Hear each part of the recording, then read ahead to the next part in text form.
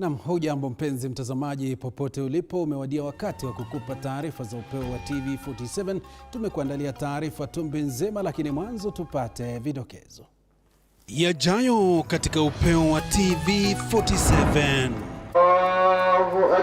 Waumini wa dini ya Kiislamu waadhimisha sikukuu ya Eid al-Adha. Biashara mwaka huu iko vibaya sana, hata Waislamu wenyewe sijui wako wapi, kwa sababu sahii Uhuru Park is so deserted. Na same time like now, last year it was very good. Lakini wengi wao na Wakenya tuliozungumza nao wanasema hakuna cha kusherehekea. Wahudumu wa afya kutoka kaunti ya Nakuru walalamikia kile wanachosema ni kunyanyaswa na serikali ya kaunti hiyo. We are supposed to take our termination letters and go home. So we are not understanding. We are covering at least 3/4 of this hospital. We are 3/4 of the staffs who are working here. So who are these people who are going to be appointed to replace us? Na wakazi wa eneo la Githunguri, kaunti ya Kiambu, wadai kudhulumiwa na askari. Hapa katika Githunguri Police Station tumekuwa na watu wakishikwa hapo, wanaachiliwa, ya kwamba wanapeana pesa hapo, wanaachiliwa. Hakuna mahali wanapelekwa kotini. Naibu kamanda wa polisi eneo hilo, hata hivyo, ameahidi kutatua mzozo huo.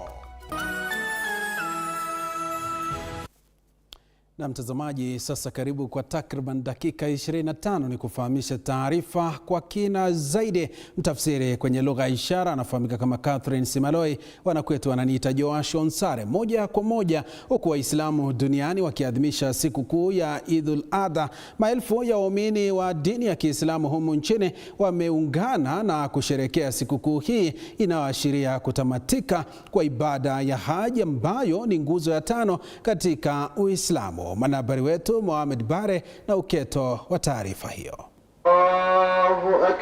Leo hii katika uwanja wa Saali jijini Nairobi, waumini wa dini ya Kiislamu, wake kwa waume, walikusanyika pamoja ili kuadhimisha sikukuu ya Eid al-Adha.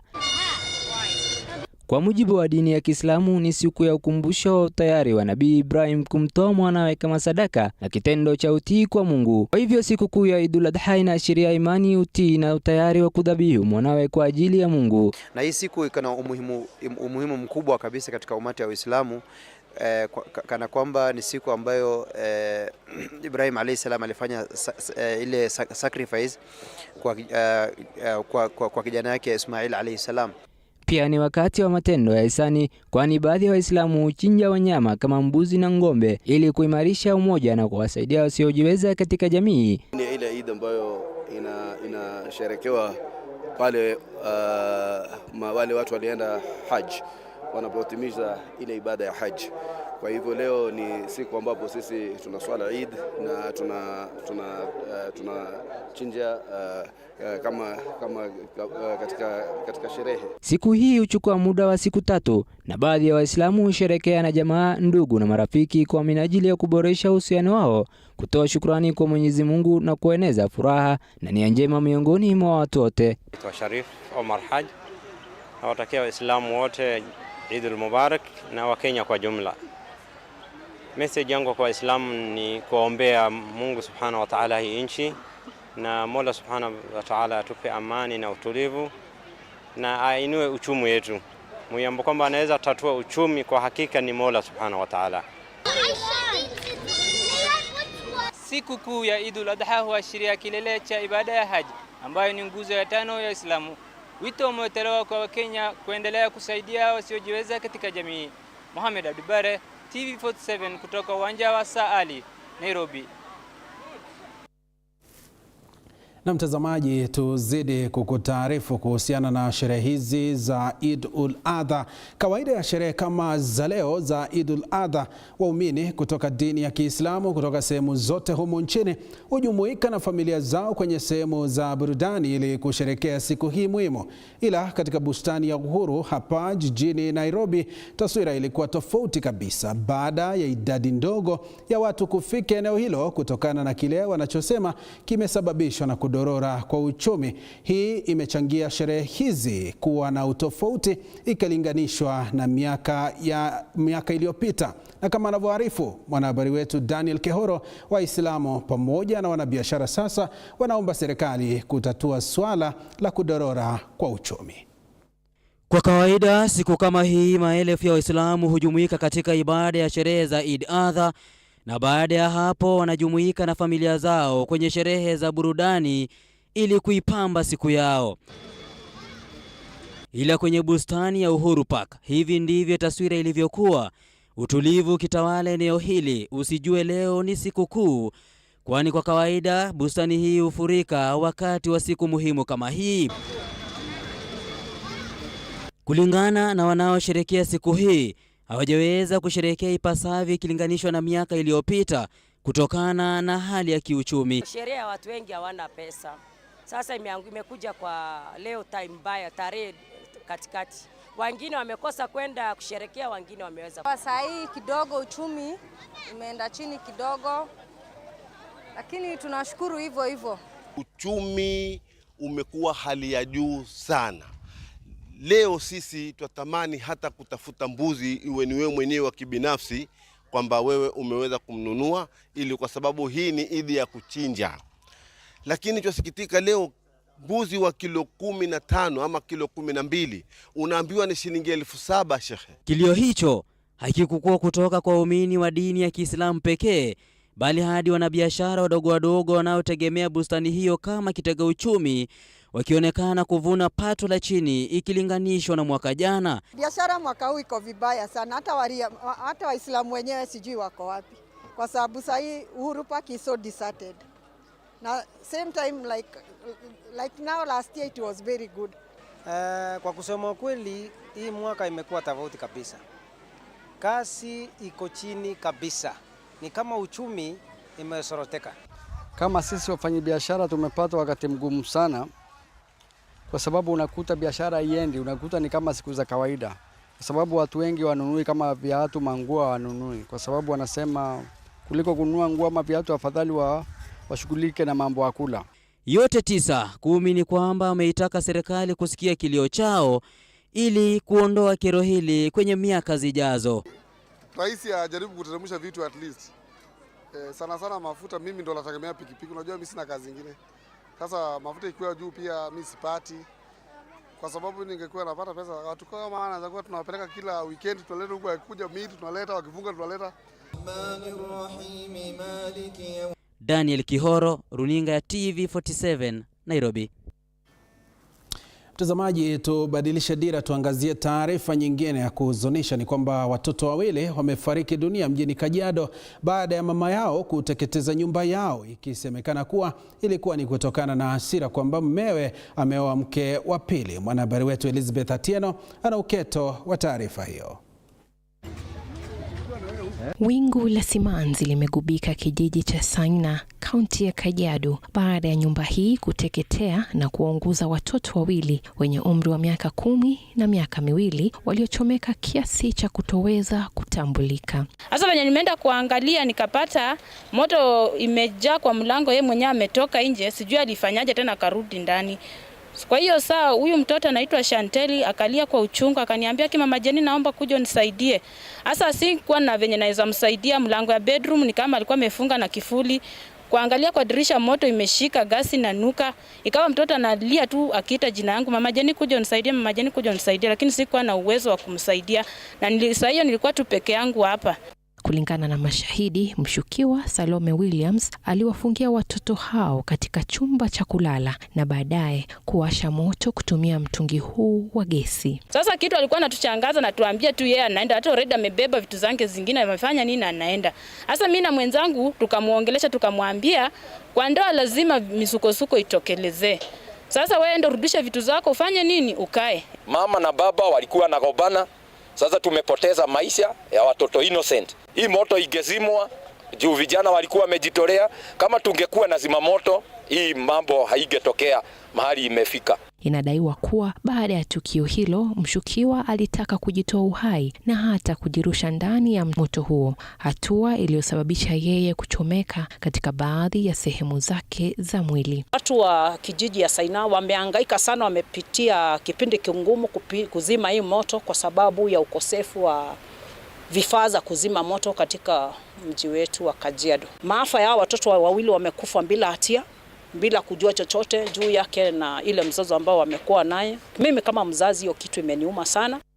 Kamanda wa polisi Kajiado ya Kati David Loronyokwe akiongea kwa simu amesema kuwa miili ya watoto hao wawili imepelekwa katika hifadhi ya maiti ya hospitali ya rufaa ya Kajiado. Mama naye akilazwa katika hospitali hiyo kwa matibabu na baada ya kupona anatarajiwa kufikishwa mahakamani. Elizabeth Atieno, TV 47. Mtazamaji, serikali ya Kenya Kwanza inanuia kuongeza idadi ya huduma za umma kutoka idadi iliyoko kwa sasa ya zaidi ya 200 hadi 5,000 na kuboresha huduma 5 muhimu ikiwemo huduma za mamlaka ya usalama barabarani, utoaji pasi, huduma kutoka kwa idara ya upelelezi wa jinai na nyinginezo. Mwige William na taarifa hiyo kikamilifu. Kando na huduma 200 zinazotolewa kwa Wakenya kupitia mtandao, serikali imepanga kuongeza huduma 5,000 ambazo Wakenya wataweza kupata kidijitali, hii ikiwemo ni moja ya mipango kuu ya serikali ya Kenya Kwanza. Kati ya huduma muhimu ambazo Wakenya wataweza kupokea kuanzia Ijumaa ni huduma kutoka kwa Wizara ya Ardhi, kulingana na Waziri wa Ardhi Zakaria Mwangi, akidokeza kuwa itapunguza uhalifu unaohusishwa na ardhi. We have the HIVI SASA platform, and this is where we are digitizing all the land records.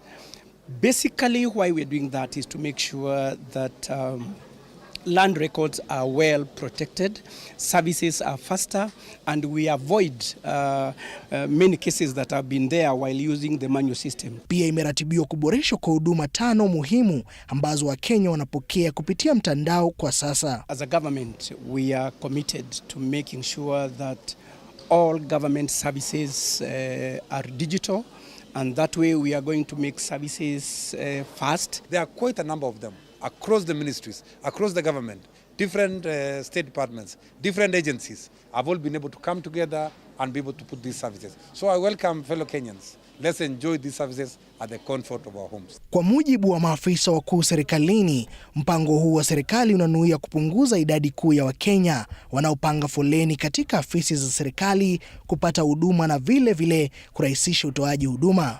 Kile ambacho serikali inataka kuona kwa wananchi ni kwamba huduma kwa wananchi iwe ni ya njia rahisi, iwe ni ya njia ambayo mwananchi hasumbukani, iwe ni njia ambayo mwananchi atakiwa kwa nyumba yake anaweza kutumia mtandao huo ili kuweza kupata faida ama kupata jibu katika jambo lile ambalo anataka. Rais William Ruto anatarajiwa kuzindua mradi huo Ijumaa wiki hii. Mwige William, TV 47, Nairobi. Kwingineko, mgao wa fedha za ufadhili wa masomo shuleni sasa utatolewa kwa awamu 3. Shule zitapokea 50% na 30% ya mgao wa fedha za ufadhili wa masomo kwa muhula wa kwanza na wa pili mtawalia, huku 20% ikitolewa kwa shule hizo kwa muhula wa 3. Haya ni kwa mujibu wa Waziri wa Elimu Ezekiel Machogo, ambaye alizungumza wakati wa kongamano la 46 la wakuu wa shule nchini eneo la Mombasa. Machogu aidha alisisitiza umuhimu wa shule kukiri ama kuweza kukua imara ama kukiri mara moja kupokea mgao huo wa fedha, kwani kutofanya hivyo kutasababisha shule kukosa mgao utakaofuata. Wakuu wa shule wamekuwa wakilalamikia kucheleweshwa kwa mgao wa fedha shuleni, hali ambayo kadhalika imekuwa ikiathiri shughuli za masomo shuleni. The ratio of 50, 30 and 20 going forward. And I think the Treasury so far is in support of that, because this will change and ensure equitable distribution of funds throughout the year, empowering schools to plan and utilize resources more efficiently. In the same vein, I must also emphasize the importance of promptly acknowledging receipt of capitation, as failure to do so will result in schools missing out on the next disbursement. The percentage that we don't have captured in NEMIS is minimal, but even that minimum figure, we still continue requesting that those who are not captured in the NEMIS should be captured, because it is through NEMIS that we are able to issue capitation. And once we don't have the proper data, then it will also give a problem. When capitation delays, these schools suffer. We need to realize that the cost of some of these commodities has gone high, and we are not able to meet our budgets as planned. As schools, we have no leeway of having to borrow to bridge the budget deficit. Our only source to bridge this budget deficit are our parents. We propose that the Ministry of Education considers to increase the capitation from the current figure of 22,244 we had proposed last year to 30,000 shillings. Mtazamaji, madai mapya ya ubadhirifu wa mamilioni ya fedha yameibuka, serikali ya Uasin Gishu ikidaiwa kuhusika pakubwa kwa kupokea zaidi ya shilingi milioni 24 kutoka kwa wazazi kama karo ya wanafunzi walioahidiwa kupata masomo katika vyuo vikuu nchini Canada. Wazazi hao wanaitaka serikali ya kaunti hiyo kuwarejeshea fedha zao baada ya watoto wao kukosa kusafiri kupata masomo. Last year, we applied our schools. I think it was around August. They responded back. Then we were told by the county officials to pay the school fees. We were given the account, then we deposited, and we were promised that before the end of last year, we'll have left the country for Canada. Kwa wazazi hawa, ahadi ya kuwa watoto wao wangesafiri kwenda nchini Canada kwa masomo ilikuwa ni kama dua iliyojibiwa. We have been promised that the students will be going for biometric, medical, launching of the visa, and nothing has been done till now. The students are still with us at home. Ni ahadi hii ya kupata masomo kutoka Ulaya ambayo iliwalazimu baadhi ya wazazi hawa kuuza mali yao angalau wapate karo ya shule. Kulingana na wazazi hawa, serikali ya kaunti ya Uasin Gishu ilitia saini mkataba na baadhi ya vyuo vikuu nchini Canada, kiwemo chuo kikuu cha Thomson Rivers kilichoko Canada. I'm suffering financially. I paid 1,072,000. I sold my vehicle to pay for my son. But unfortunately, I've lost my assets and the child is still at home. Kulingana na wazazi hao, walilazimika kulipa karo kwanza, ikiwa ni mojawapo ya maandalizi kwa ajili ya shughuli za usafiri. Hii leo ushahidi wao wa kuwa walilipa fedha hizo kwa serikali ya kaunti ya Uasin Gishu ni vijikaratasi hivi ambavyo ni risiti kutoka kwa benki. We have our money totaling to 24 million in the county government of Uasin Gishu. And up to now, from August 2022 to this date, nothing has been done. Aidha, wazazi hao wamedai kuwa licha ya kuandaa vikao kadhaa na Governor Jonathan Bii na naibu wake John Barobot, maombi yao ya kurejeshewa fedha zao zimeambulia patupu. These guys are taking us for fools, seriously. Yeah? So we want these people to come out clearly, tell us that they have used our money and they're looking for ways of refunding our money. Then now, up to that point, we'll now discuss on modalities of payments. But as of now, we want a refund of our money. Madai haya yanajiri tu baada ya kaunti hii ya Uasin Gishu kuhusishwa katika sakata ya kuwapeleka wanafunzi nchini Finland na kupelekea wanafunzi wengi nchini humo kukosa pa kwenda na kuwa kwenye hatari ya kufukuzwa kutoka nchi hiyo. Eric Matika, TV47. Mtazamaji, kwingineko, wahudumu wa afya kutoka hospitali ya rufaa ya Nakuru hii leo walifanya maandamano ya amani kulalamikia kile walichokitaja kama kunyanyaswa pamoja na hatua ya gavana wa Nakuru Susan Kihika kuangazia upya kandarasi zao. Chichi Josephine na taarifa hiyo kikamilifu. Ni kufuatia ahadi alizozitoa gavana wa Nakuru Susan Kihika kwa wahudumu wa afya katika kaunti ya Nakuru. As I campaigned around the county, one of my big things was on the morale of healthcare workers across the county.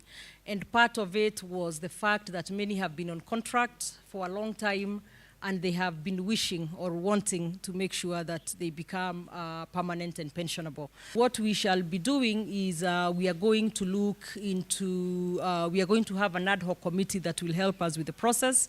I can immediately confirm that as far as the promotions for healthcare workers that are due, within the next 60 days, we shall be able to handle that. Wahudumu hawa wa afya kutoka hospitali ya rufaa ya Nakuru wakifika barabarani kulalamikia kile walichokitaja kama kunyanyaswa pamoja na hatua ya gavana Susan Kihika kutotimiza ahadi ya kuangazia upya kandarasi zao.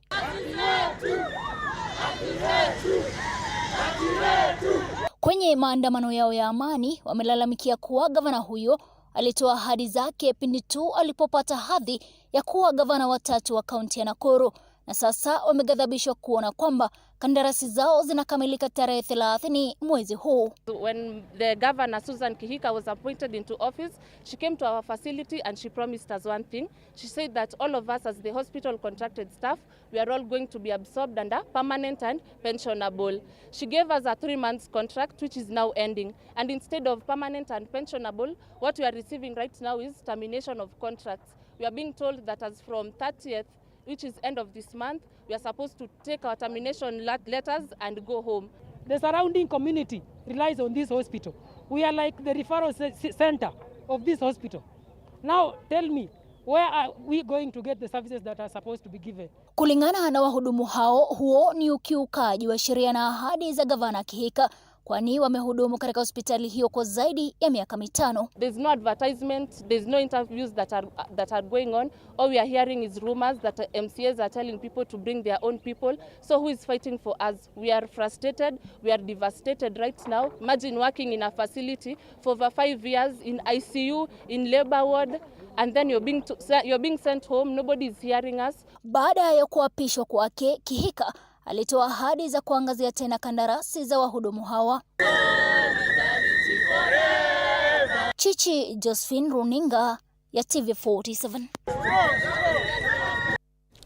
Mtazamaji, wakazi waliojawa na ghadhabu kutoka wadi ya Githega, eneo bunge la Githunguri, kaunti ya Kiambu, waliandamana mapema leo na kufunga kituo cha polisi cha Githega wakilalamikia kile walichokiita utepetevu wa maafisa wa usalama ndani ya kituo hicho, huku wakisema kwamba badala yao kuwalinda wamekuwa katika mstari wa mbele kuangaisha na kuwanyanyasa. Na kama anavyoarifu Paul Kirobi, kumeshuhudiwa hali ya wasiwasi baina ya wenyeji waliojawa na hamaki. Hali mshike ilitanda katika eneo bunge hili la Githunguri, wakazi waliojawa na hamaki walipofanya maandamano ya amani kulalamikia utepetevu wa polisi wanaosemekana kuhangaisha na kuwanyanyasa kwa muda sasa. Wakazi hao pia wanawasuta maafisa hao kwa kuongozwa na roho ya rushwa kutoka kwa wanabiashara haramu wa miadarati, kwani hata baada ya wahusika wakuu kukamatwa kuna anayefikishwa mahakamani. Sababu bangi ikishikwa, kama kuna bangi ilikuwa imeshikwa the other day na chief ya 12 million shillings ililetwa hapa, wenye walishika na hiyo bangi walitoa hongo wakatoka, bangi haikupatikana tena. Ama akiwa anataka pesa ya mfukoni wakati huo, anashika pikipiki 2 anazifungia pale ndani, anamuitisha pesa. Akikosa hiyo pikipiki inakaa pale na huyo mtu hampeleki kotini. Sasa hiyo ndio malalamishi yetu. Sisi tunaomba ya kwamba leo hii kama inawezekana OCS asilale Githega na wale polisi wake. Tungeomba serikali ichukue hatua ili iwe funzo kwa wengine, kwa sababu ofisa wa serikali anataka kuwa na maadili. Yes. Aidha, wanazitaka idara zote husika na upelelezi kuingilia kati na kuchunguza kisa kimoja cha kutamausha kuhusu afisa wa polisi wa kituo hicho kuwadhulumu wasichana wa shule za sekondari kimapenzi, huku mmoja akisemekana kupachikwa mimba na sasa ameingia mafichoni akihofia maisha yake. Evidence ya hiyo mimba si DNA ya mtoto. Kwa hivyo tungetaka huyu mtoto kwanza azae ili tupate DNA ya mtoto ndio hii kesi isucceed kotini. Kwa hivyo tunahofia ya kwamba huyu msichana wetu anaweza dhulumiwa, anaweza hata fanyiwa kitu kibaya ili evidence itoroke ama ipotee. Ni kutokana na madai hayo sasa wakazi pamoja na mbunge wa Githunguri Gathoni wa Mushomba wanashinikiza kukamatwa kwa afisa huyo na wale wengine ambao wamehudumu katika kituo hicho kwa muda kuhamishwa ili kupata maafisa wengine watakao wahudumia raia ipasavyo. Hata hivyo, naibu kamanda wa polisi eneo la Githunguri George Kipkoros, katika juhudi za kuwatuliza wakazi, amesema kwamba tayari kisa cha afisa huyo kinachunguzwa, huku akiwahakikishia wakazi kwamba haki itatendeka na hakuna dhuluma itakayokosa kushughulikiwa. Kesi ya OCS inachunguzwa. Na wewe sema tu sababu unaleta unyonyi, kila kitu lazima uangaliwe. Wewe sema mheshimiwa alikosea, alafu tu useme namna hiyo. Chukua hatua yako, enda kwa polisi, enda kwa mkoa, enda kwa kasiari. Paul Kirobi, TV47. Mtazamaji, tuachane na ghadhabu ya wakazi wa Githunguri. Wakenya kutoka maeneo mbalimbali wanazidi kuelezea ghadhabu yao kuhusu mzigo wa gharama ya maisha unaozidi kuangaisha kila kuchapo. Tulizungumza na baadhi yao na hii hapa barua yao kwa Rais William Ruto. Ujambo Rais, tunakupenda sana ndio maana tulikuchagua. Lakini mahali hali imefika, ninakuomba uweze kupungua hali ya maisha kwa sehemu zingine katika serikali yetu. The day ulikuja kutuomba kura, ulisema elimu kwanza itakuwa ya bure. Youths watapata wifi ya bure. Ukasema ya kwamba ukibeba Biblia urudishe chini, gorogoro ya unga itashuka, mafuta itashuka. Sasa imekuwa ni vice versa. Ni wengi tuwako mijini hapa, mtu hajiwezi, mtu hana chakula, ana watoto na hawezi walisha. Unga tunajua mahindi iko kwao, huko kuna mahindi kabisa. Tanzania kuna chakula, wafungue mpaka chakula ikuje, njaa ishe. Na teremshe kila kitu. Mafuta tena, sasa mafuta unaweka, kazi hawajaongeza pesa, mafuta imepanda na wanatarajia wapandishe tena.